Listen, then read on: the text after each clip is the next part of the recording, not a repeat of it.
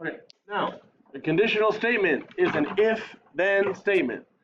It tells us to underline the hypothesis. We learned yesterday that the hypothesis is after the if. So after the if, the number is 40, underline it. That's called the P, the hypothesis. Okay? After the then, the number is even, circle that. That's the conclusion. Okay? Now, what you do with this P and Q, okay, you see what I'm holding in my hand? Right? So, the first one is converse. When you think of converse, you might think of shoes, right? Maybe? Anybody wearing something?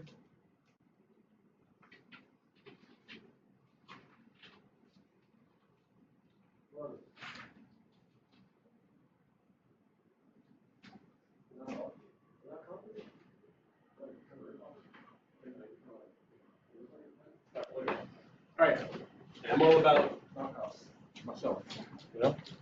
All right, wait. So, anyone have Converse on today? Nobody? Well, dang. I guess we can't do any math today. Get that headphone out of your ear. Now, check it out. Converse, if you imagine you're tying some shoes, what are you going to do? Look. Yeah, over here. Here's what you're going to do. Like you're tying shoes. You just switch the order, okay? So take the number is 40, the number is even, and just switch, okay? So my new sentence is going to be, if the number is even,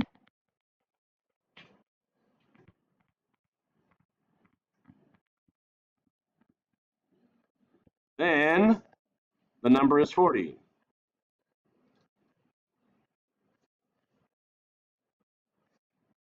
Do you see how I just switched them? Yeah, just switching, right? Switchy, that's it, right? That makes sense? You switch them? Now here's the deal. You gotta tell me is it true or false. If it's true, just put true. If it's false, you have to give me a counter example. Now this says that if the number is even. Think of all the even numbers in the world. Does that mean that the number has to be 40? No, what else could it be?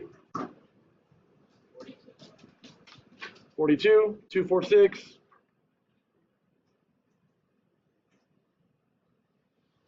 Don't know? Even numbers, right?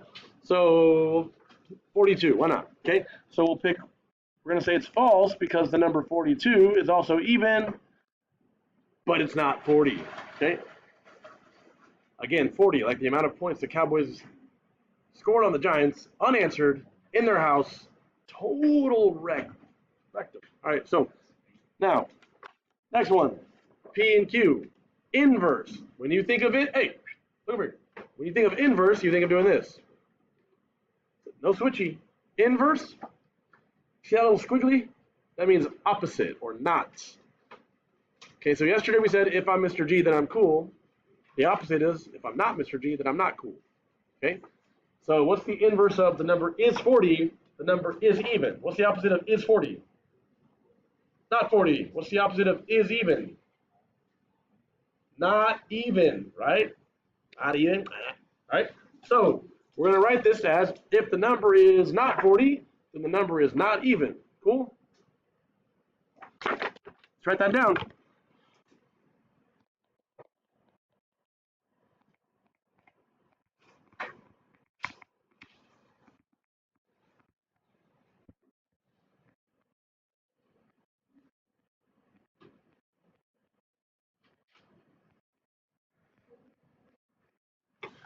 If the number is not 40, then the number is not even.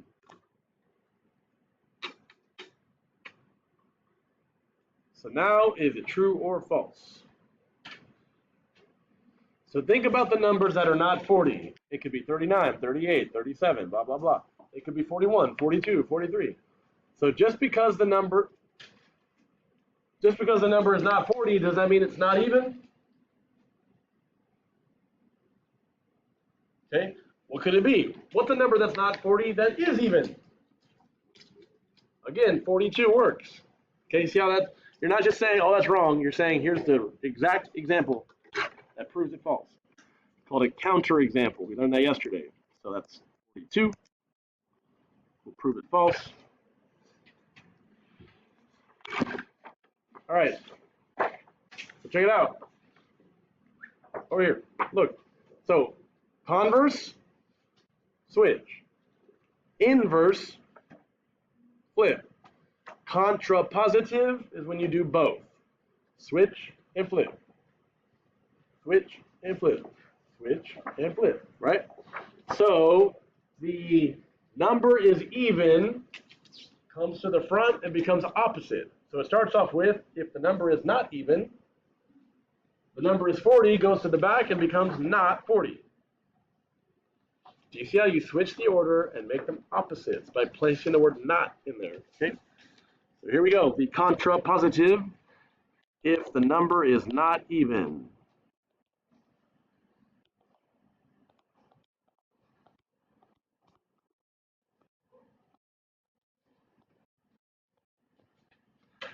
Then the number is not 40. Is that true? Think about all the numbers that are not even. Does that mean that it's not 40? What kind of numbers are not even? What kind of numbers are not even? What do you call them? Odd. Are there any odd numbers that are 40? No. So this is true. Okay. If it's not even, it's definitely not going to be 40 because 40 is even. Okay. True. Now you see this last one here? Biconditional. We did not learn that yesterday, so I'm going to show you real quick. Is everyone awake? Looking over here. All right. I want you to learn this real quick. Biconditional, obviously, bi is the prefix for two. Conditional is the conditional statement, meaning it can go both ways. It's true whether you say it as a conditional or a converse. Okay? So here's how you write a biconditional. Biconditional does not use if, then. There is no if, then in a biconditional. Okay? Look, wake up. Hey, here's what you're going to write in the middle. If and only if.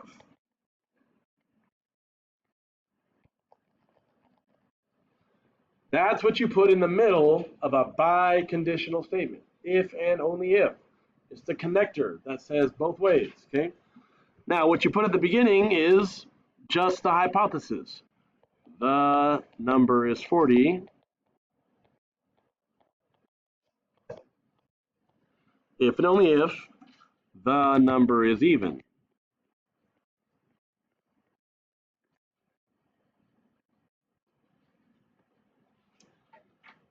Is this true both directions?